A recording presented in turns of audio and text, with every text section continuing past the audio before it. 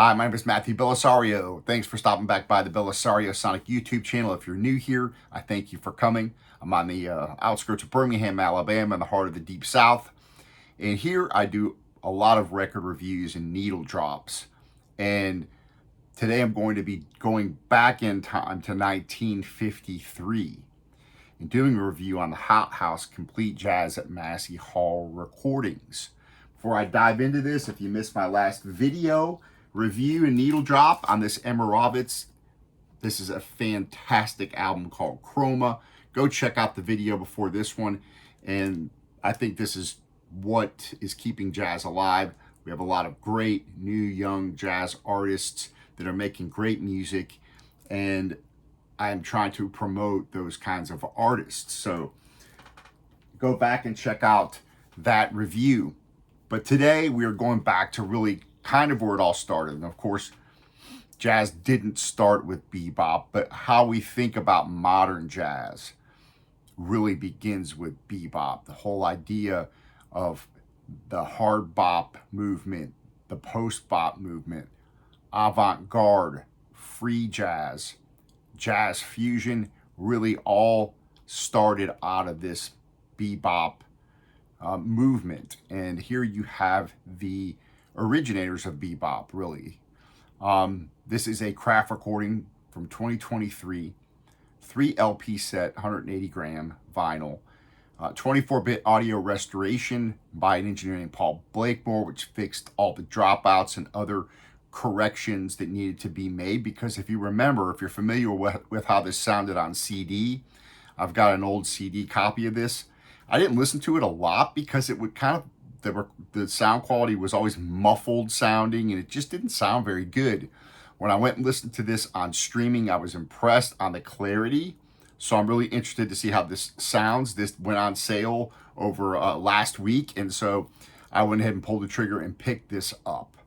Now, this has 2 sets of liner notes inside, of course, the craft recording release. This was originally produced and taped by the Toronto New Jazz Society. This is a 19-track, 3-record set, and includes the original 12-inch debut records LP, which had the overdubs by Mingus. Now, for those of you who aren't familiar with this album, originally Mingus would not let this thing get released until he was able to go and do bass overdubs on it, because he just didn't think it sounded good because the bass was too far back in the mix. And the only way to fix that at the time was to actually record overdubs on the bass. So you have the original 12-inch LP from Debut Records that's included in this set, plus all 6 quintet tracks without overdubs. And then you have the additional performances that were not released on the original, such as Roach's drum conversation and so on. So we have, I'll go through all the tracks that are on here and talk a little bit more about this, but this right here is really the complete recordings that were done. And you have the original album with the overdubs as Mingus wanted it released, and the original album without the overdubs, and then some extra tracks as well. So we'll get into this. This is bebop in its purest form, it really is. And even though all the tracks on here weren't necessarily new songs in that time period, 1953, you do have some of Diz's originals, and you've got some standards on here. But of course, opening this up here, we're going to take a look at it for the first time together. But the bebop guys, Charlie Parker, Dizzy Gillespie, you got Bub Powell on here, Mingus and Max Roach. These guys took the American songbook and they amped it up and they bebopped it, basically. They went and added in those fast runs, and what they did was take from those American songbook tunes and they wrote their own. In the same, if you notice, when you go look at originals from Charlie Parker and Dizzy Gillespie, they basically took those American standard types of tunes, and after they had kind of amped them out with their own type of playing, that speed, the agility, and the different types of runs. Then they started writing their own songs that were based on those ideas. And what you hear here is just pure bebop here. So this is supposedly the only time you have Bud Powell, Dizzy Gillespie, Charlie Parker, and Max Roach, Charles Mingus on together on any recording that we know of. So this looks like it comes in a plastic sliding sleeve, which is kind of cool. There's the, so that slides right around the album. And we have the, I think it's a trifold. You got liner notes, 2 sets of liner notes here.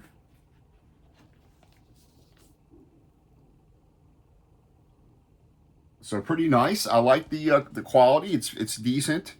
Thickness and everything. It seems like it's pretty high quality. If you can kind of see the texture on here, and it's pretty decent. Pretty nice quality there. And we're gonna pull out the records. I'm gonna clean off record 1, and we're gonna drop it on the turntable together. All right, we do have poly sleeves. Inner sleeves, so I'm pretty happy about that. On the craft label, Mingus at this time was struggling to make him and Roach's independent record company, which was called Debut Records. They were really struggling to make it a success. They were given the tapes, and they issued this was first issued on 10-inch LPs, and then later it was done on a single playing 12-inch record. But again, before he would release this, Mingus wanted to dub over his bass parts. And so that's how the original was released. 1990 Fantasy Records put out an 11-disc set, the complete debut recordings. It included the 7 quintet recordings in both the overdubbed and originals, the 6 trio sides, and Max Roach's drum conversation. And what Kraft has done is now put it on vinyl and actually done some more work on the audio restoration. So we have here a couple of originals by Diz. You got Salt Peanuts, Night in Tunisia. Those are, of course, now looked at as standards, bebop standards. I'll spray this off here. And at first, I was really on the fence about buying this on record, because I really thought about picking it up just on CD, because I didn't know if it was worth having on record. I really didn't know if it was going to be that significant of an improvement. And after listening to it again on Amazon streaming, I was like, wow, this really does sound a lot better. And I decided to go ahead and pick it up when it was on sale. So you got your, a couple, when we look at the songs here, you've got like Todd Dameron's Hot House on here, which is another classic bebop tune. Denzel Best's Allen's Alley, also known as We. So you've got that there.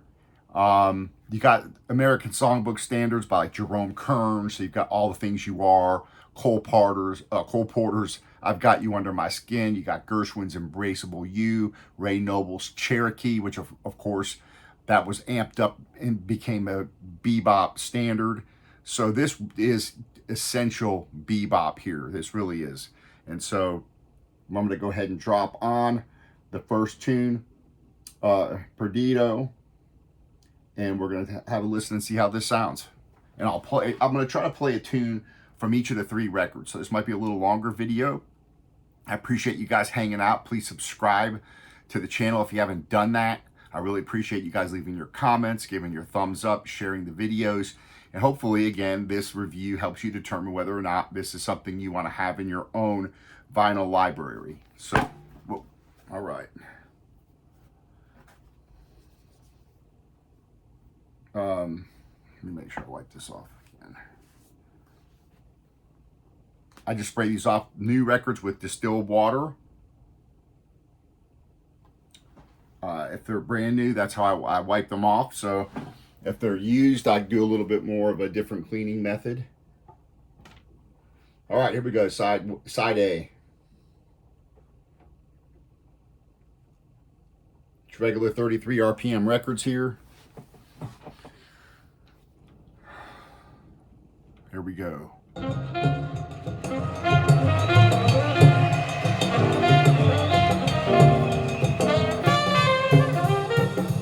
So this is without the bass overdubs.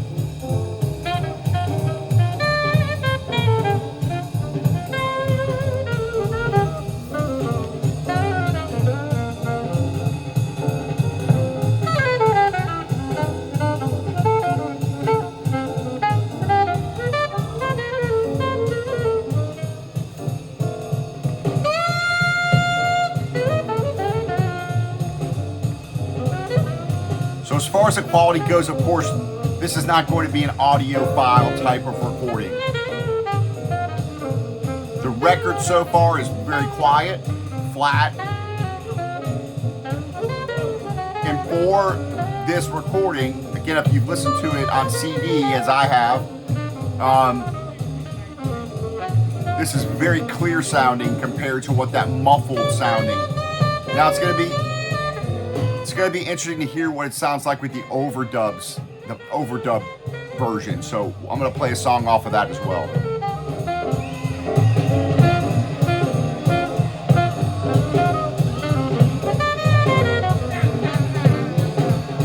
But you really get the feeling of a live recording.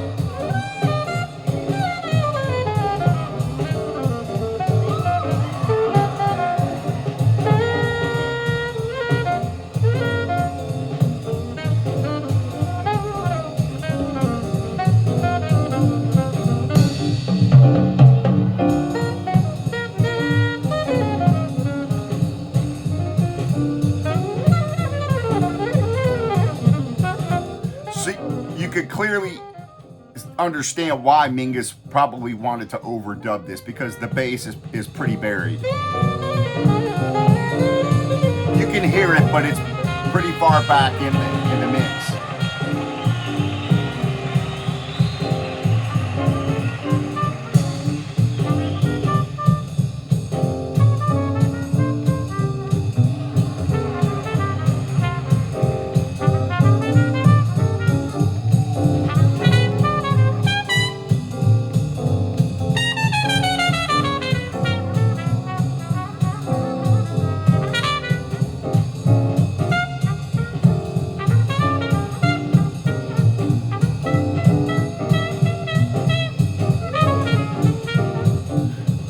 So the original 6 tracks on the original album is Perdido, Salt Peanuts, All the Things You Are, / 52nd Street, We, Hot House, Night Tunisia. That's the original album. You have that on the first record without the overdubs.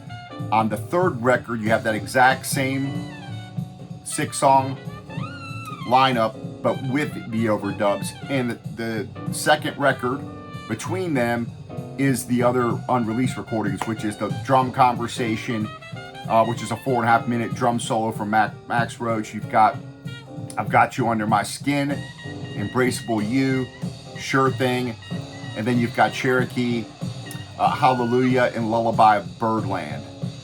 And you've got, of course, Charlie Parker on alto, Dizzy Gillespie on trumpet, Bob Powell on piano, Charles Mingus on bass, Max Roach on drums.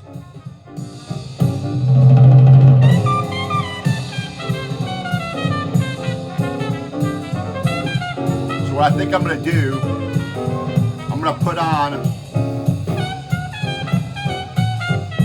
the third disc after this so we can listen to this same song with the bass added in, so you can hear the difference between without the overdub and with the overdub.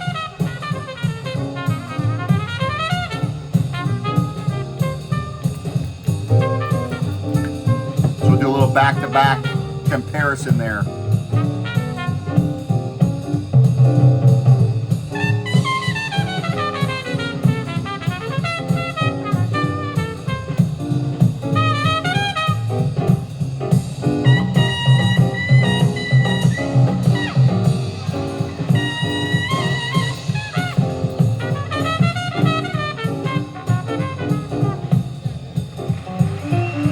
No one can play like Diz, one of the best trumpet players ever. Sounds fantastic to playing. Got Bud Powell there, playing piano. And of course, we got Parker. This really is an important historic recording in my opinion, so it's nice that they've released it in this format like this.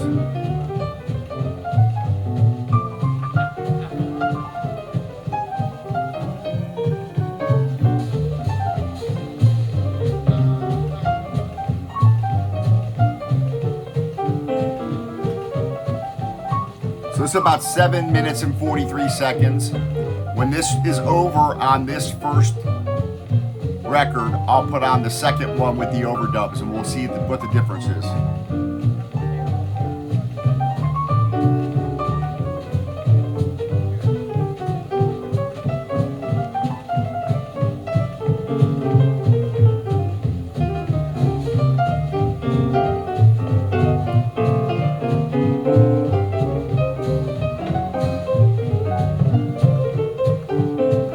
That's a big difference, you know, from what it sounded like before, at least on CD. And I know a lot of people have left comments on just doing a little research on this, and people have talked about on even the old vinyl releases, the different versions that came out sounded terrible compared to what this sounds like. So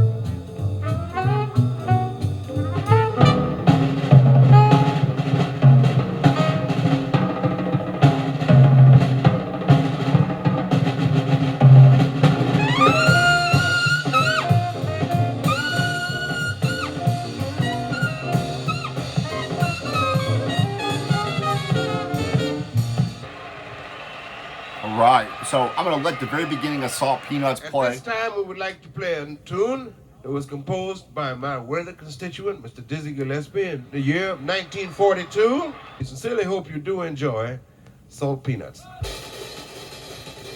A little bit of this play, and then I'll put on the second record, the third record actually, which is this with the overdubs.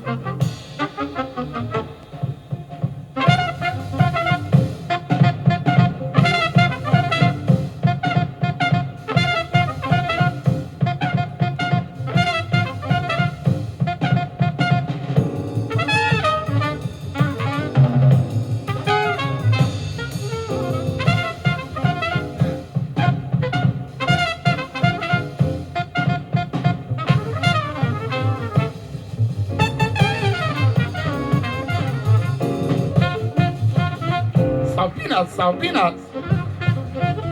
Salt peanuts, salt peanuts.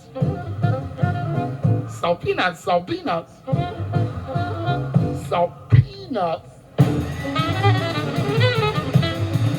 Yeah. So that is bebop there. I mean, that is like what bebop, I guess if you could put in the dictionary, put a song there, that is one of the great classics that really represents what the whole bebop sound is about. So I'm going to go ahead and pull this off, and we're going to put on the overdub disc now, the same album, listen to that same song again, and then we'll go and listen to a tune off of the second disc which is the additional recordings. So again, we'll do the same tunes here, but this is with the Mingus overdubbed bass. So let's see what kind of generation loss we have with the overdubs added, how it sounds overall. Let's just see. Some people prefer the one without, and a lot of people like the one with the overdubs. So let's see what we got.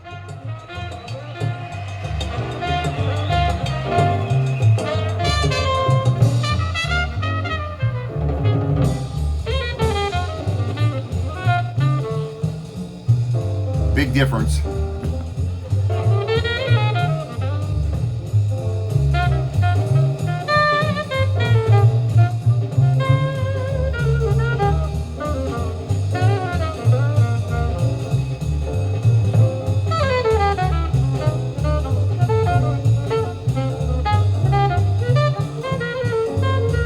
So definitely have more of a swing feeling to it with that extra bass coming up. So I think definitely gives it a different feeling.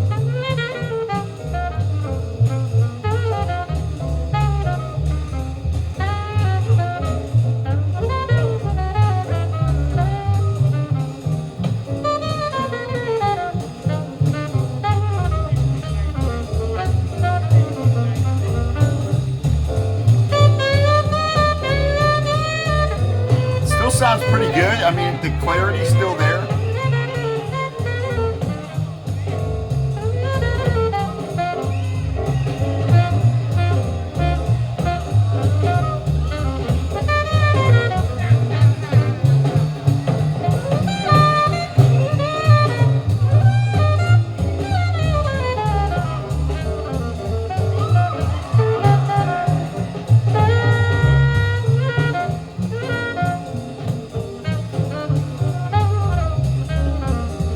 So far, I would say I probably like this version better.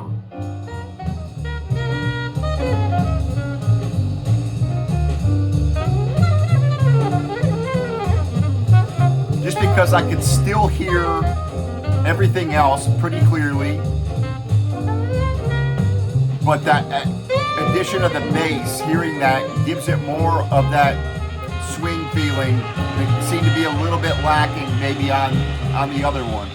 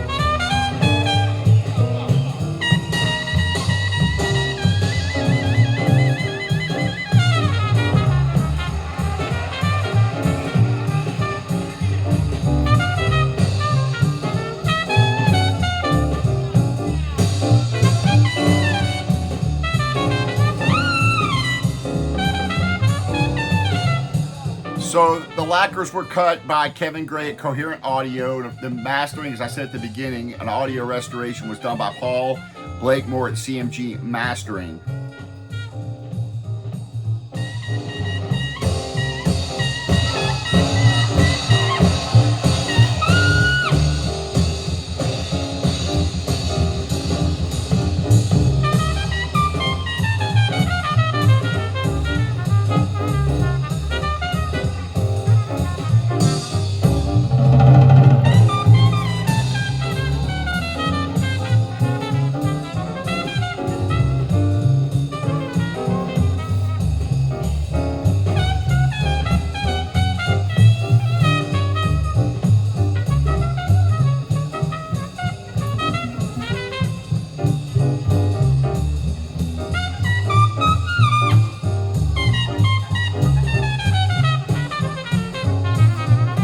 Nice pictures too.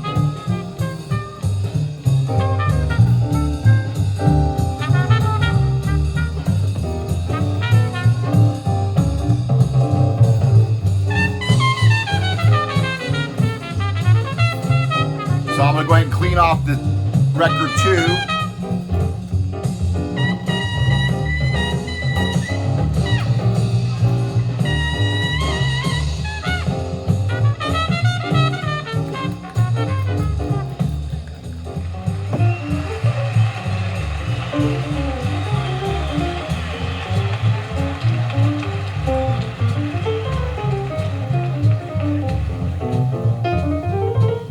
I'm playing this on the RT85 with the Ortofon Blue, the Fluence turntable, going through a Shipmoney preamp into Yamaha HS8 speakers.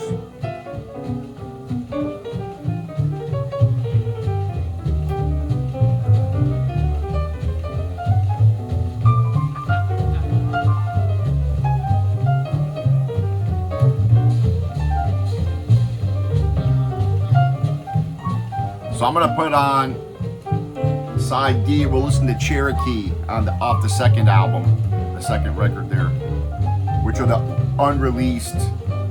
They weren't released on the original album. But I think the bass definitely adds a little pop, a little swing to it. I don't think it detracts from any of the other instruments. There may not be quite as much brightness on this. The other instruments might not sound quite as bright as they did on the other record, but I think overall it's probably a better listen, in my opinion.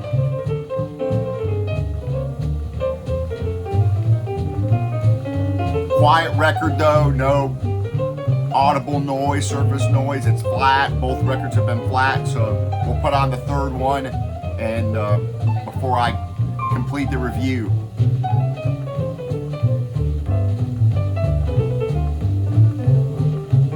If you're a Bebop fan, I think you'll enjoy this.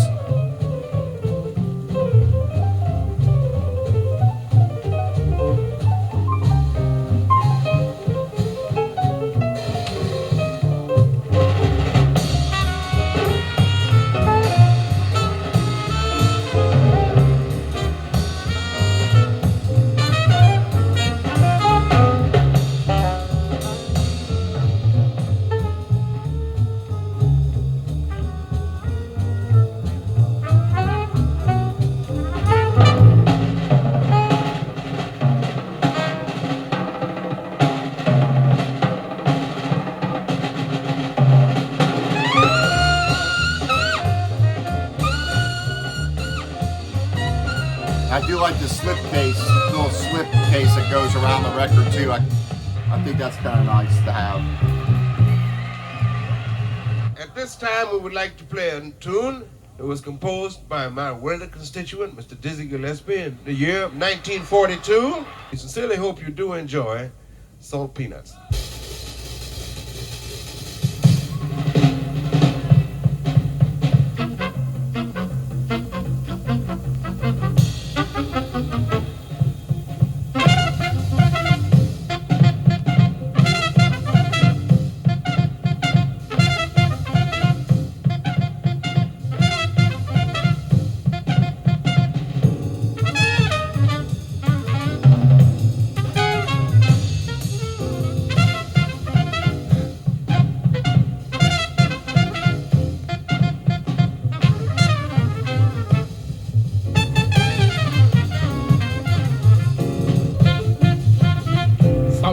Salt peanuts. Salt peanuts, salt peanuts. Salt peanuts, salt peanuts. Salt peanuts.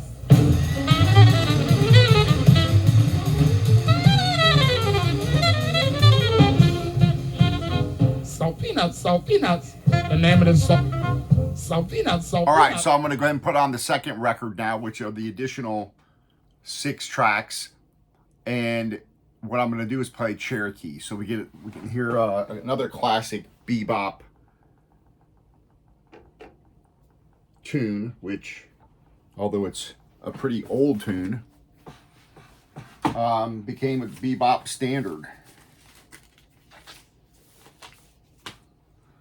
So let's go ahead and put that one on. This will be the second record. We'll have to listen to that before we close out. Appreciate you guys hanging out. And again, I love doing the needle drops with you guys, playing the records for you so that you can hear them. So far, quiet, flat. Here we got Cherokee.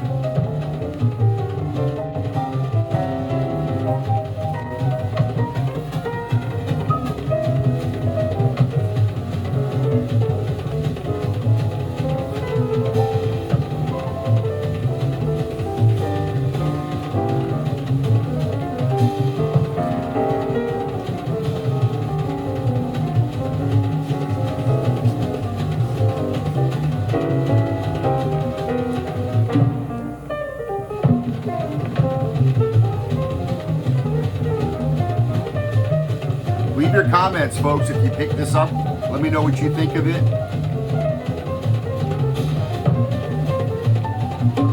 And I do like that slip case.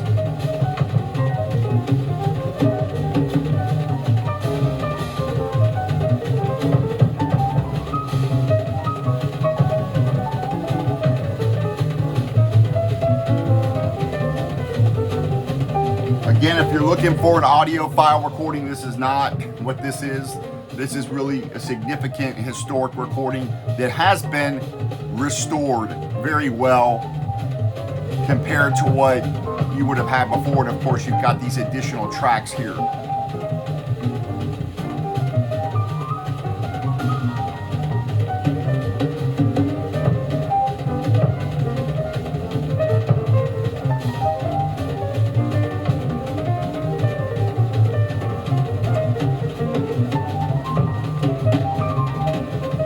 Now, is this something that you would absolutely have to have on vinyl? That's a good question. And I would say, you know, personally, would I pay the full $100 for this?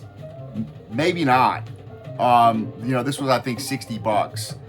And for 3 records in a nice set like this, I think it's worth that. If it came down to paying the $100, I may have just picked up the CDs, to be honest, just because having it on record is probably not going to give you any kind of experiential difference between whether it's on vinyl or on CD, just because of the nature of the recordings, in my opinion. Again, leave your comments on what you think. I think, you know, if you pick this up for around $60 or $70, I think that's a pretty good buy. It's a nice presentation, and it's nice to have on record, and this really is a testament to the legacy of Bebop. And you've got all the legends on here, the guys that created Bebop, which is really Diz and Parker, among a few others. But these guys are the real pioneers of modern jazz. And so when it comes down to it, it's whether or not you want to spend the money on having the record set. But I think, you know, having the CD set, if you still play CDs, I don't think you would go wrong in that direction either.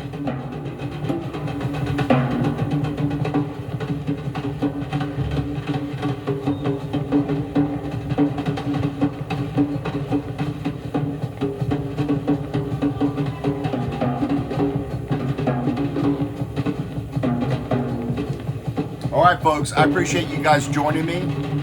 I'm going to go ahead and let the rest of this tune play out here, but again, I appreciate you guys subscribing to the channel. I think this channel is hopefully unique in that I play the music for you guys. We get to listen to the records together, look at the records, hear them being played. I can tell you whether or not they're noisy pressings or if it's a flat pressing, the one that I got. And you get to hear the music and determine whether or not it's something you want to purchase. So I hope that these videos help you guys out. And again, it's also a forum for you guys to leave your comments, because it's a great vinyl community out there. Everybody has different things that they learn and experience, and I love when you guys leave your comments, because I learn a lot from those as well. I also have hopefully some more interviews coming up with some musicians, and I'll let you know more about that when I have any confirmed times for those. But I think hopefully we've got some more of those coming up, so I'm excited about that, doing some interviews. And I'm also excited about promoting some other new jazz musicians and new artists in general, so that I don't think get a fair shake as far as being promoted on YouTube and so forth by the vinyl community. So far, I think this was a pretty good buy. This really, for the recordings that they sound pretty good. Again, if you're looking for an audiophile recording, this is not going to be an audiophile recording. So they are mono recordings, and you're going to, it's a very flat sound overall, you know. But for what they are, I think they sound pretty good, and you get to hear really the pioneers of bebop all playing together on the same stage. In this particular lineup with Parker, Gillespie, Powell, Mingus, and Roach, it's really the only official release with all these guys playing together live. So that's pretty cool. I'm interested to sit down and read these liner notes as well. So, all right, folks, thanks for joining me. Got more coming up, so stay tuned. Also, the new schedule is Monday, Wednesday, Friday, Saturday, and Sunday. I'll be dropping new releases at 4 p.m. Central Standard Time, 5 p.m. Eastern Time on those 5 days, Monday, Wednesday, Friday, Saturday, and Sunday. That way you know when they're coming. Subscribe so that you see them pop up. And again, I appreciate your participation.